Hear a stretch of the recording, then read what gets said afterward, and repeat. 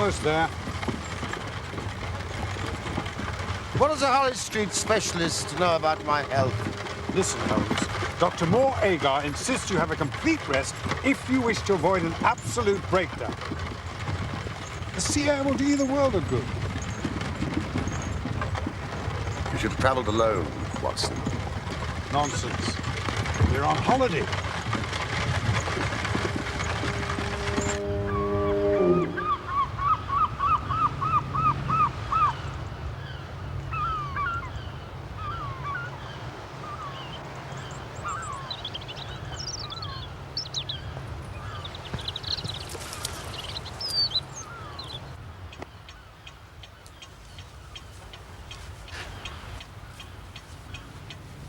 Why, it's wonderful, Holmes, wonderful. The views are spectacular. We're overlooking the most dangerous piece of coastline in the country. Your friend is a natural historian, I presume. An old acquaintance from my college days.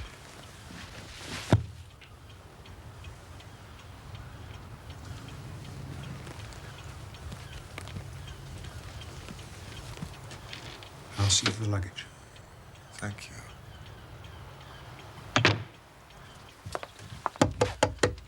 Good day to you, sir. Oh.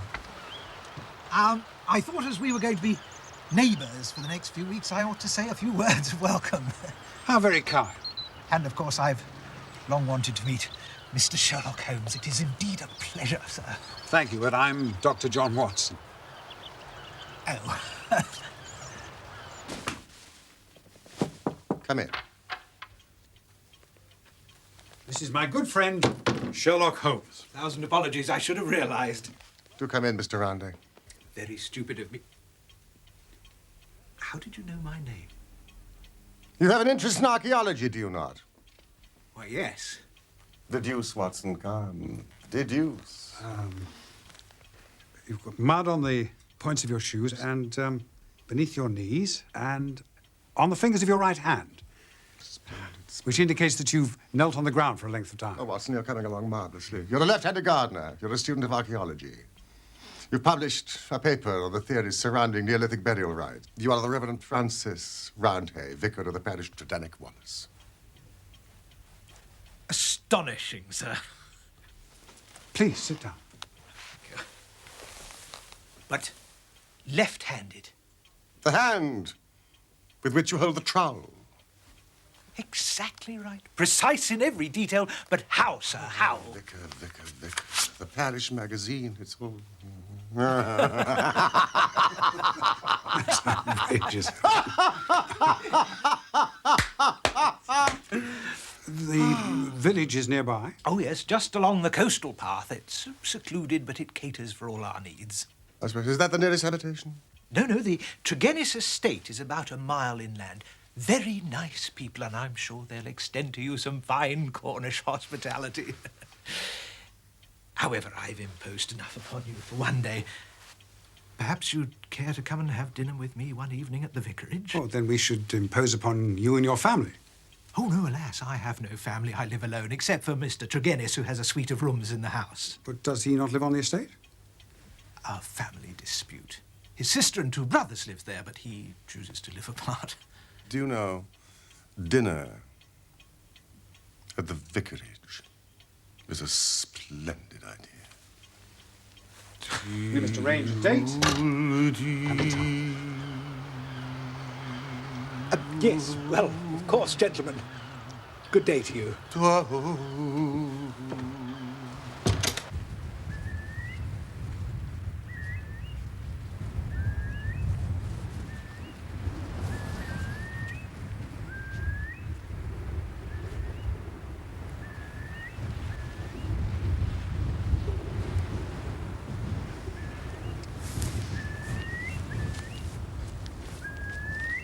Good morning.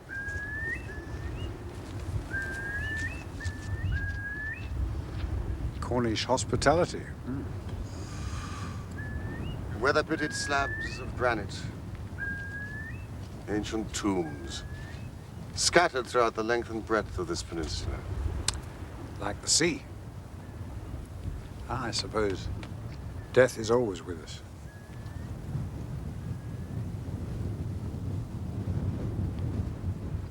Quite so.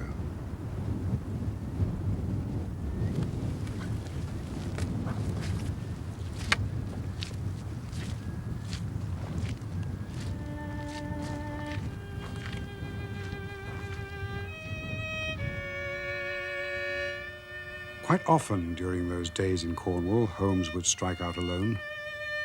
The mystery and glamour of the place, with its sinister atmosphere of forgotten nations, appealed to the imagination of my friend.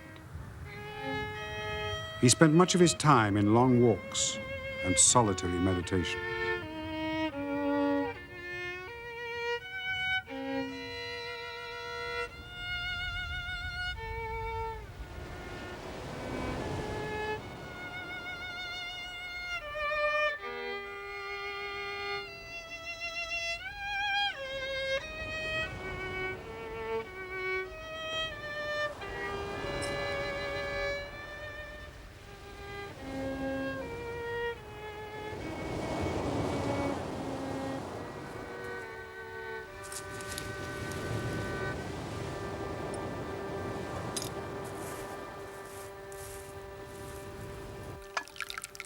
One morning, however, my friend's convalescence was violently interrupted.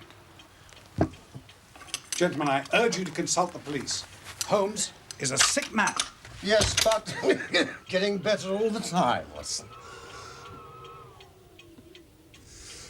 This is a matter of some emergency. Mr. Holmes, we can only regard it as a special providence that you should chance to be here at this time, for in all England you are the one man we truly need. I've tried to explain to Mr. Tregennis and Mr. Roundhay that you're in convalescence. Yes, I'm sure they'll be very sympathetic. Please sit down. Thank you. The fact is, as I've explained to Dr. Watson, the most extraordinary and tragic affair has occurred here during the night. You have my full attention. Perhaps I'd better say a few words first. This is Mr. Tregennis, of whom I spoke. Now, Mr. Tregennis spent last night in the company of his brother George and Owen and his sister Brenda at their house at Tredannick Water. He left them playing cards around the dining table in excellent health and spirits. But on his return this morning, he discovered a truly bizarre state of affairs. All three, both alive and dead, retained upon their faces an expression of utmost horror. Dead. A convulsion of terror. It was dreadful to look upon. Was there any sign of anyone else in the house? Only Mrs. Porter, cook and housekeeper. She'd slept deeply and heard no sound in the night. Is anything missing? Disarranged? Nothing, Mr. Holmes. Could possibly frighten a young woman to death and two strong men out of their senses. Yes, what indeed. And I'm sure, Holmes, that the local police would have reached some conclusions. However erroneous they may be. Holmes. Think. Tell me about last night, Mr. Tregennis. Well, Mr. Holmes, I supped there, as the vicar has said. And my elder brother George proposed a game of whist afterwards. Or 10:15 when I moved to go. Who let you out? Mrs. Porter had gone to bed, so I let myself out. The window of the room in which they sat was closed, but the blind was not drawn down. There was no change in door or window this morning, nor any reason to think that any stranger had been to the house. Yet there they sat, driven clean mad with terror. I'll never get sight of that room out of my mind as long as I live. Yes, the facts are most remarkable. Mr. Tregennis, do you have any theory of your own which might account for them? It is devilish. Devilish, Mr. Holmes. It is not of this world. Well, if the matter is beyond humanity, it is certainly beyond me. I trust so, Holmes.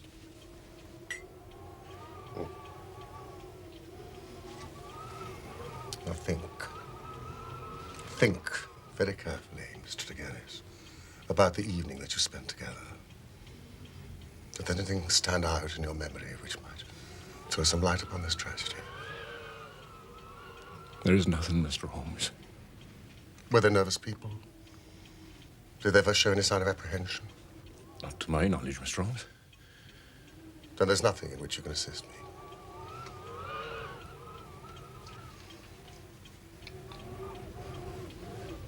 There is one thing occurs to me. As I sat at table, my back was to the window.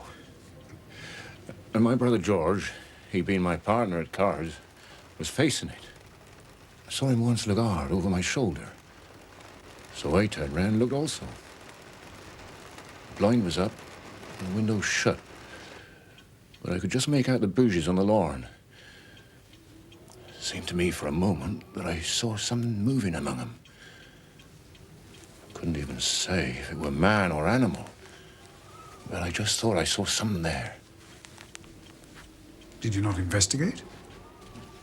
The matter passed as unimportant. Did you have any premonition of evil? None that I was aware of. How did you hear the terrible news so early this morning? I'm an early riser. Generally take a walk before breakfast. This morning I'd hardly started when Dr. Richards overtook me in his carriage. Mr. Tregennis, I've just had an urgent message from your sister's house. What's happened? I'm not quite sure, sir, but you'd better come with me.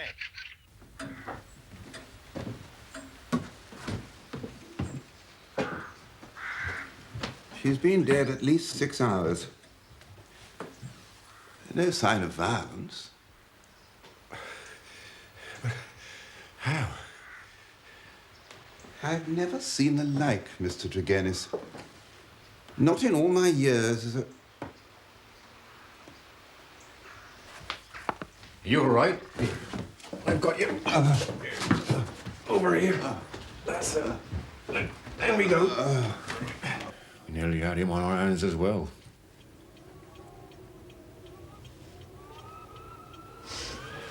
Where are you going, Holmes? Titanic water without delay. With your permission, Mr. Holmes, I'll go on ahead. Thank you, Vicar. Quickly, otherwise we'll be there before you. Holmes, I must protest. Save your protestations for later, Watson. Much later. I gather you were divided in some way from your family. That is so, Mr. Holmes. Though the matter is past and done with, all was forgiven and forgotten, and we were the best of friends. We were a family of tin miners at Red Ruth. Sold out our venture to a company, and so retired with enough to keep us. I won't deny there was some bad feeling over the division of the money. It stood between us for a number of years. Nevertheless,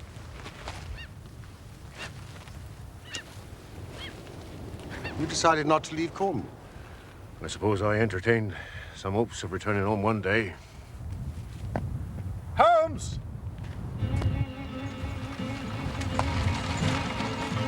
Holmes, stand back!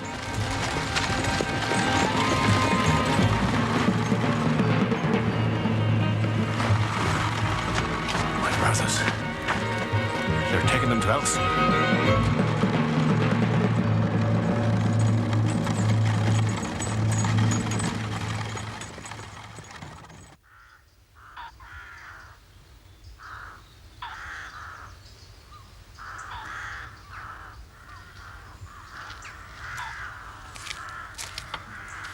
It's a lovely house, Mr. Tregennis. It's a very sad house. This is the window through which you saw the shadowy form. Approximately what distance was it from the glass? I should say not less than 10 feet. But I guess about here. There's no sign of a forced entry. Then the window, of course, would have remained locked. My sister made sure of that. Even in Cornwall, So dreadfully sorry. It's quite all right, Mr. Holmes. An accident.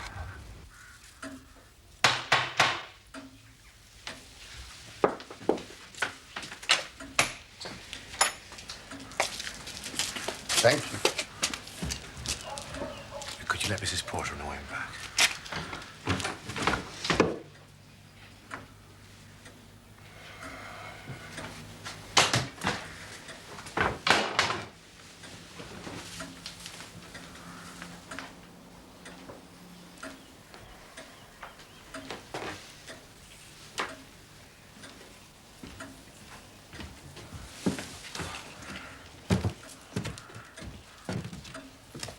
I should like to meet the housekeeper. Of course. Oh, but please, try to avoid causing further distress. Death is always distressing, Mr. Denis. Ah. The chairs. Well, they must have been moved after the police left the house. That one here, Mr. Holmes. One over there. This one here. And this one over here. Has anything else been moved? All is as I remember it. You must understand there was a great deal of fuss and confusion when I arrived this morning. Things may have been moved without thought given to their significance in a criminal investigation. Criminal. That is a very interesting word. So you no longer subscribe to the theory of a supernatural explanation? I don't know. Where were people sitting? I sat here, facing Georgie, my brother George. Rainer sat next to me, Owen across from her. No, that's curious. What? I mean, from this position, the figure outside of the window must have been well over 6 feet. I can only tell you what I saw, Mr. Holmes. Ah, this is my housekeeper, Mrs. Porter. I'd like you to meet these gentlemen, my dear.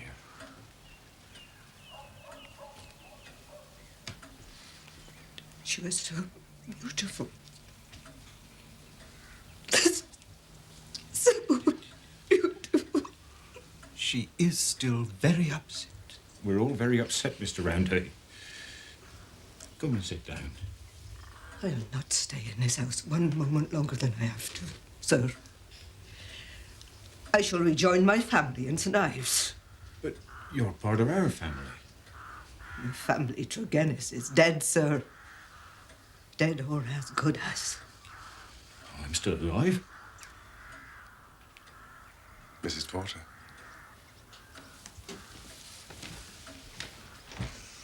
Excuse me now. Mrs. Porter.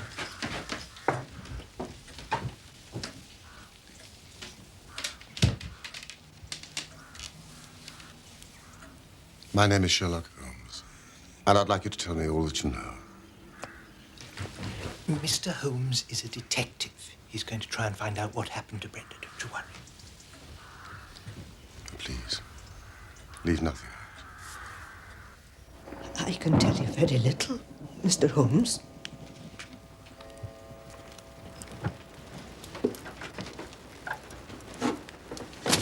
Oh, you'll be cheating. I am not cheating. Owen, will you tell your dear sister to play by the rules? She's your sister, too. Ah. You tell her. But she's on your side. It's rather late, and I do have to get back to the vicarage.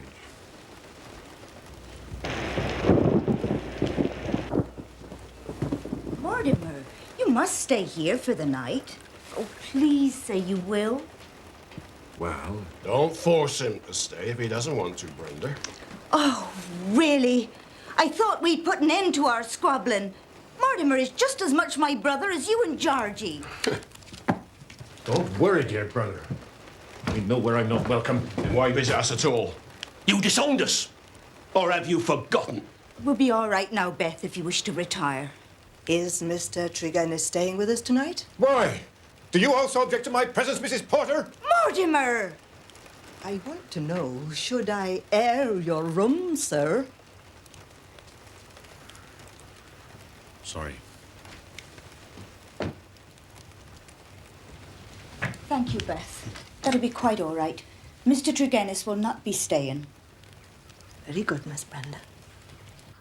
Is it customary to have a fire in the room at this time of year? It was a cold and damp night, Mr. Holmes. Well, I must say, I thought it was rather humid. I suffer with a mild blood disorder. Feel the cold on even warm nights. I know how you feel. Now, Mrs. Porter, was the door to this room closed when you entered this morning? Oh, certainly, sir. You nightingale, as they sing in the valley below, as they sing in...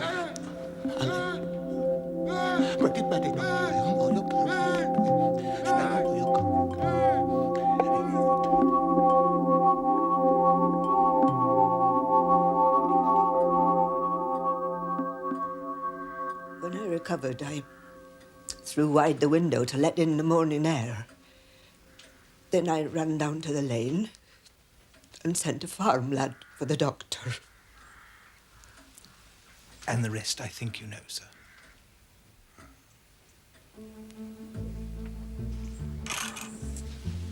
Mrs. Porter's right. She's very beautiful. Yes, but something's missing. Tregennis is lying about a mild blood disorder. I'll stake my reputation on that. Well, we'll see.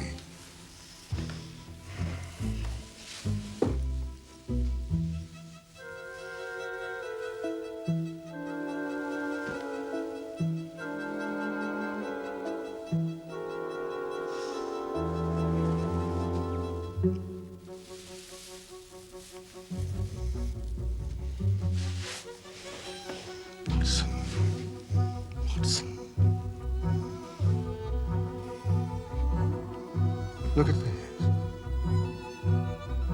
That's very unusual.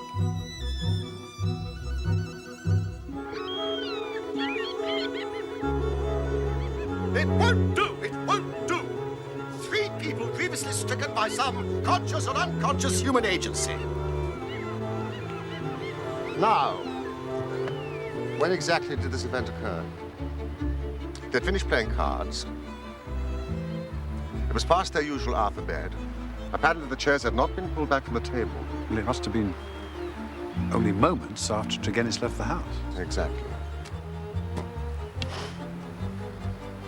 You're conscious, of course, I managed to obtain a clearer impress of his foot. Yes, I guess something of the sort.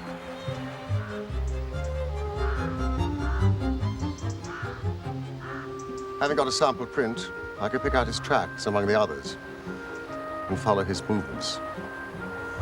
For the length of his stride, he returned swiftly to the vicarage. If Tregennis disappeared, then almost instantly some other person affected the card players. Now, how can we reconstruct that person? But is there any evidence, really, Watson, that anyone did creep up to that window? The only suggestion comes from Tregennis, who says that his brother reacted to some movement in the garden. And how was this impression of horror conveyed?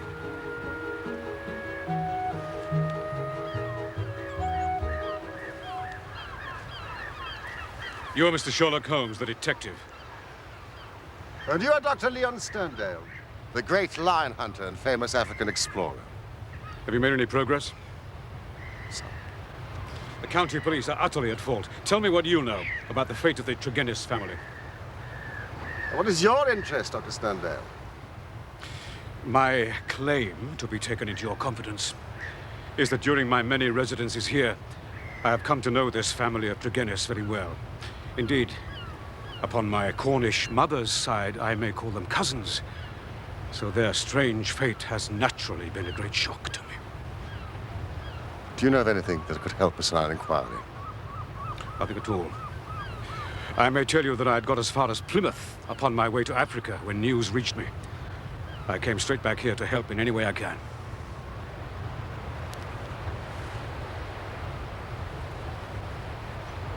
Did you lose your boat? I will take the next.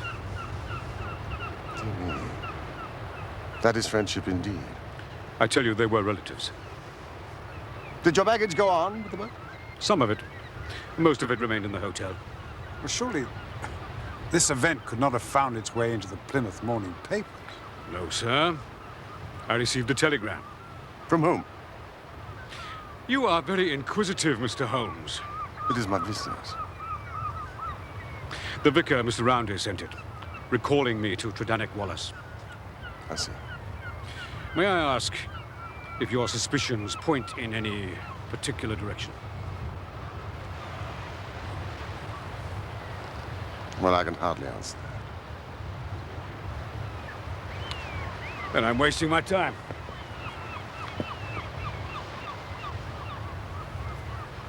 Oh, God!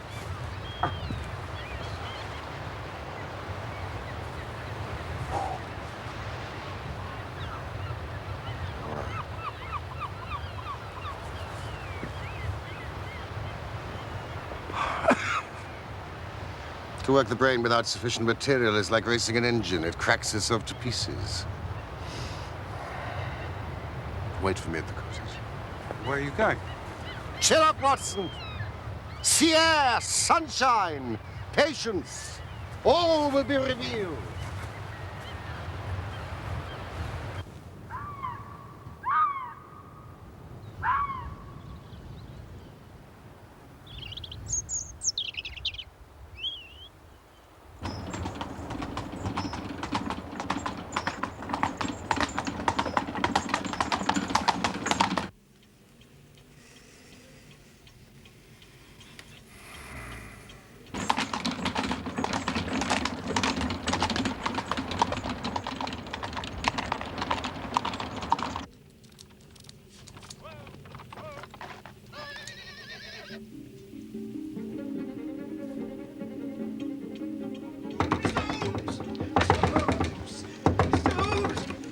Mr. Holmes! We are devil-ridden, Mr. Holmes!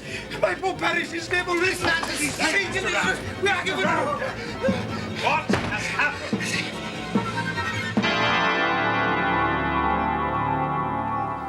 Dead about 3 hours, I'd say. Same symptoms exactly as Brenda Tregennis. Limbs convulsed, fingers contorted, as though he died from a very paroxysm of fear. That it should happen under my roof. Has his bed been slept in? Oh, yes, most definitely.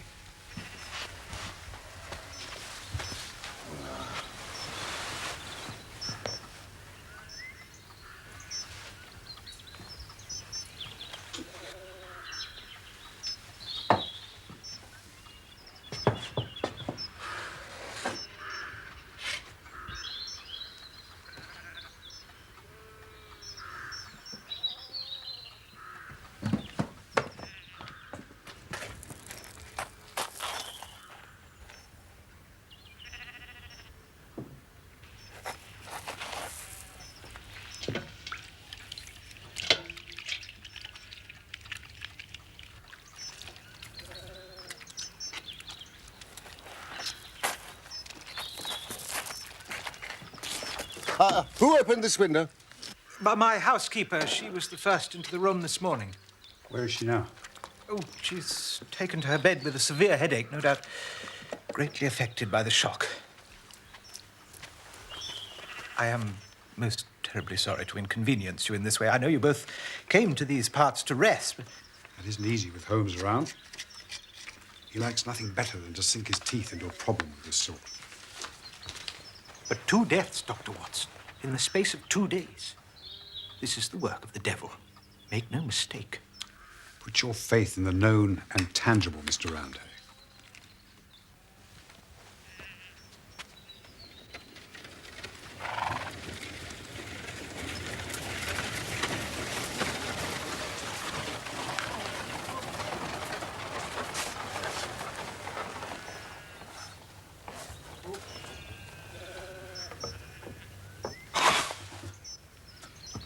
I trust nothing has been touched, sir. No, everything's exactly as it was.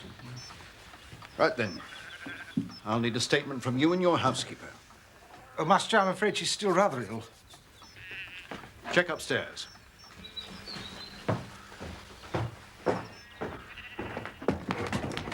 Oh,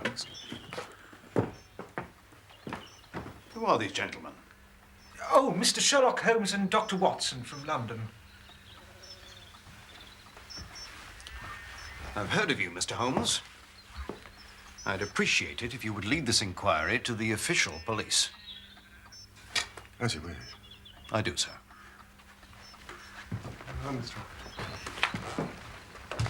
Would you direct the inspector's attention towards the window upstairs and the lamp on the table? Each is suggestive. Together, they're almost conclusive. Watson? Good afternoon. Good luck.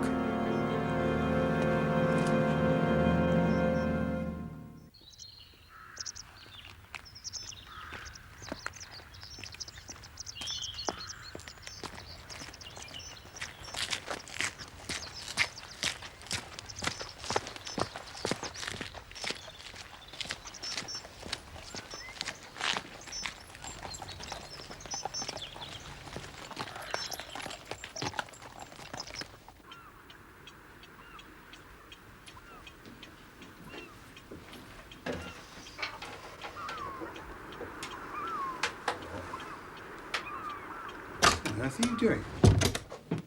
An experiment to test a theory. Isn't that the lamp that was in Tregennis's room? Yes and no. Oh, I see you bought an identical one. I purchased it from a delightful little shop in the village. That's where you've been all afternoon. There is a single point of resemblance in the reports that we've heard. Now, this concerns the effect on the atmosphere of the room upon those who first entered it. First, Dr. Richards, then Mrs. Porter. And Roundhay's housekeeper was taken ill this morning. In each case, there is a combustion going on in the room. In the first case, a fire. In the second, a lamp.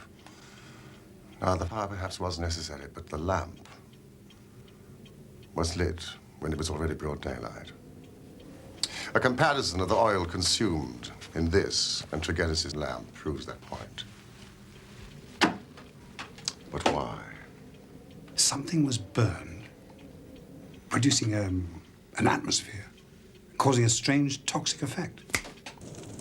In the first instance, that of the Tregennis family, a substance was placed in the fire, and the fire would carry the fumes to some extent up the chimney. Only Brenda Tregennis, who was closest to the fire, was killed.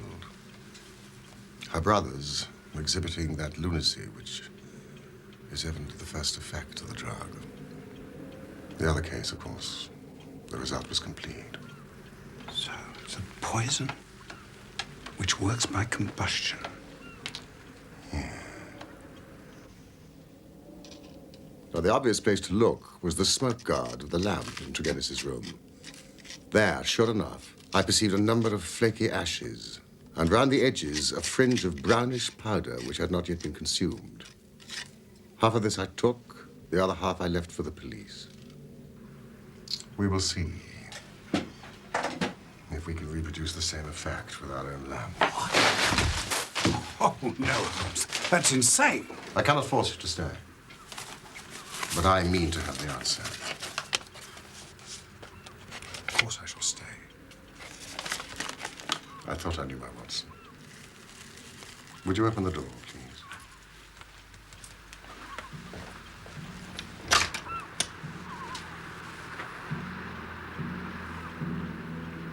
Now, would you like to just sit there?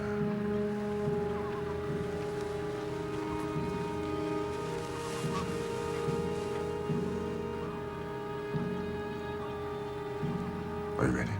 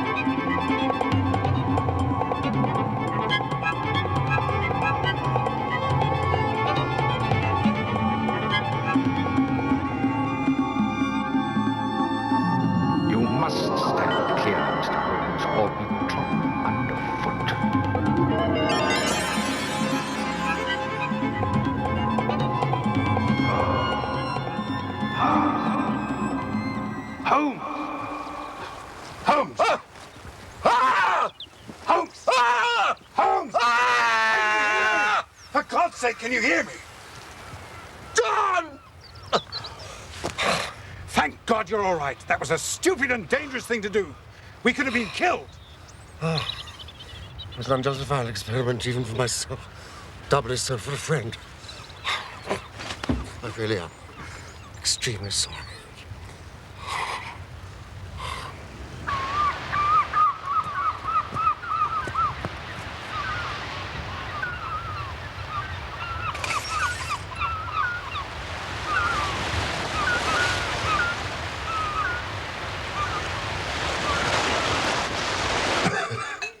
the evidence points to Tregennis being the criminal in the first tragedy and victim in the second. Yes, had anyone else come in, the family would have certainly risen from the table. Then Tregennis' own death was suicide. That'll be Dr. Leon Sterndale. Would you let him in, Watson? Thank you.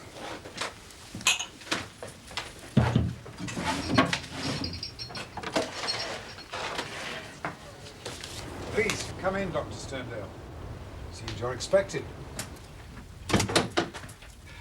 I had your note about an hour ago. But let me state directly, I don't take kindly to being summoned by anybody. I thought I'd better discuss the matter here. No risk of eavesdropping. I fail to see, sir, what you can have to speak about, which affects me personally in the most intimate fashion. The killing of Mortimer Tregennis. I've lived so long among savages and beyond the law that I've got into the way of being a law unto myself. You would do well, Mr. Holmes, to remember that, for I have no desire to do you an injury. Nor are you, Dr. Sterndale. But surely the clearest proof of it is that, knowing what I know, that I've sent for you and not for the police. If this is a bluff upon your part, sir, you have chosen the wrong man for your experiment. No, the bluff is upon your side, not upon mine. Now, I will tell you the facts upon which my conclusions are based. Of your return from Plymouth and allowing much of your property to go on to Africa, I shall say nothing except that it informed me that you were one of the factors which had to be taken into account in the reconstructing of this drama. This telegram from the hotel confirms what you told me. Now, when we last met, you asked me whom I suspected, and I refused to answer you. Then you departed. But you didn't go home. Oh, no, Dr. Sterndale.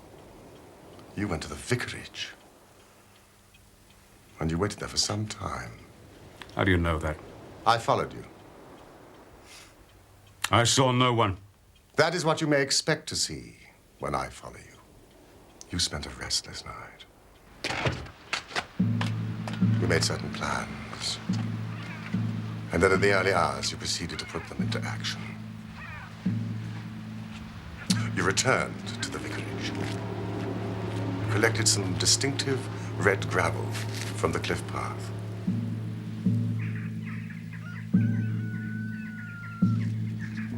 The house by now was in daylight, but the inhabitants were not stirring. You threw some red gravel up at the window of the lodger Tregennis.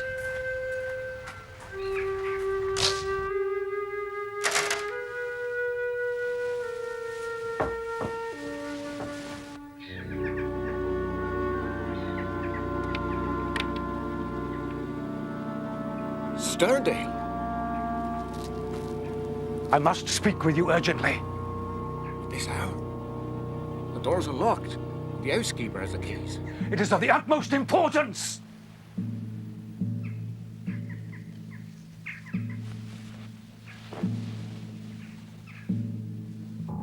You entered through the sitting room window. You had an interview, a short one, and you walked up and down the room. You withdrew as you had come. You were wearing the same pair of studied walking shoes, which at the present moment are upon your feet. And Mortimer Tregennis was dead.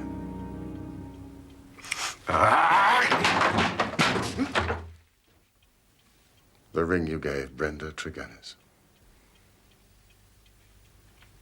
Yes. Yes. Brenda Tregennis.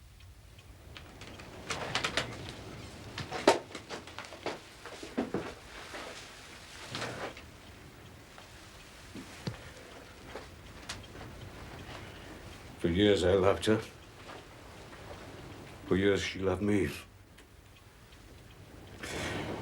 That is the secret of the Cornish seclusion which people so marveled at. It brought me close to the one person on this earth who was dear to me. I couldn't marry her, for I had a wife who left me, but whom, by the deplorable laws of England, I could not divorce. For years, Brenda waited. For years, I waited.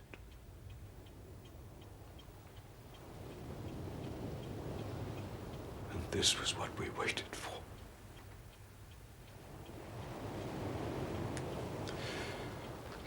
Roundhay knew. He was in our confidence, hence his telegram to me at Plymouth. What was my baggage, or Africa, to me, when I learned that such a fate had befallen my darling? There you have the missing clue to my actions, Mr. Holmes.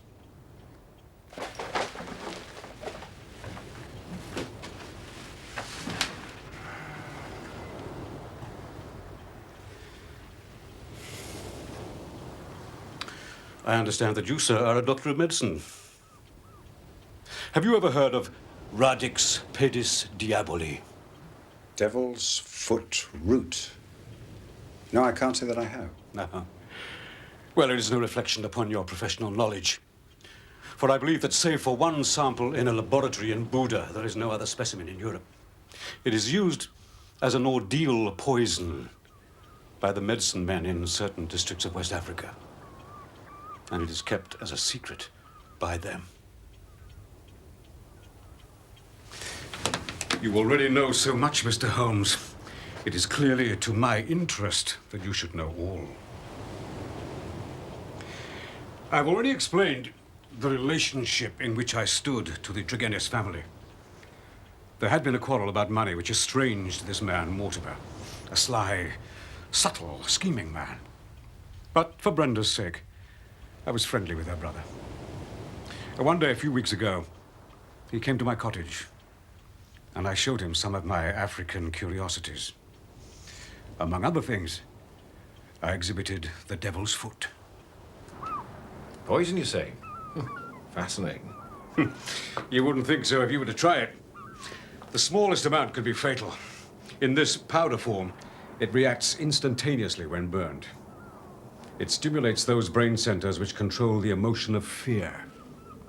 Madness, or death, is the fate of the unfortunate native who is subjected to the ordeal by the priest of his tribe. Can he be detected? Not by European science. A few days later, my cottage was broken into. But since nothing seemed to have been taken, I gave the matter no heed until Mr. Rounday's telegram arrived at Plymouth.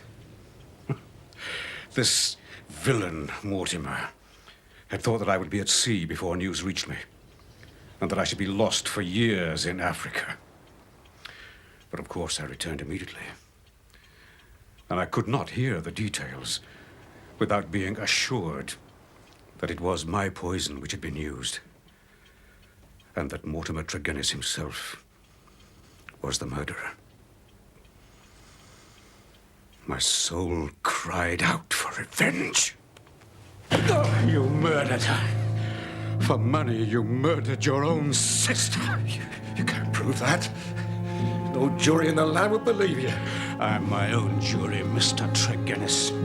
Judge, jury, and executioner.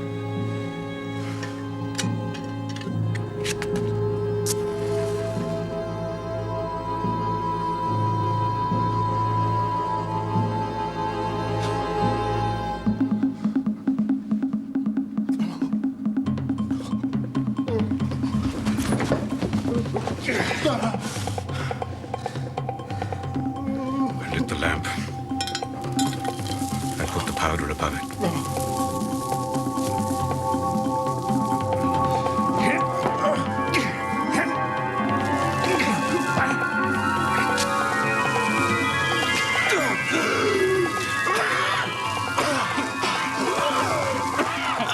In 5 minutes, he died. My God, how he died. But my heart was flint. For he endured nothing which my innocent darling had not suffered before him.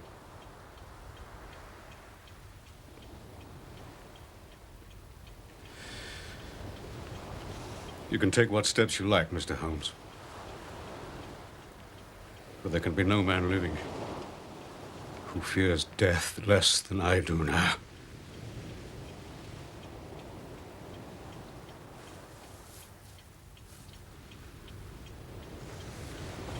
What are your plans?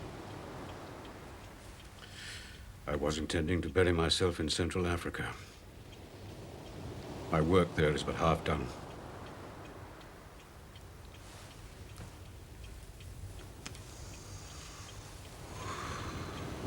Go and do the other half. I, for one, am not prepared to stop you.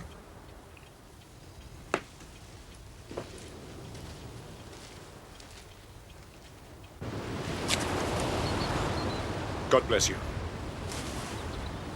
Both of you.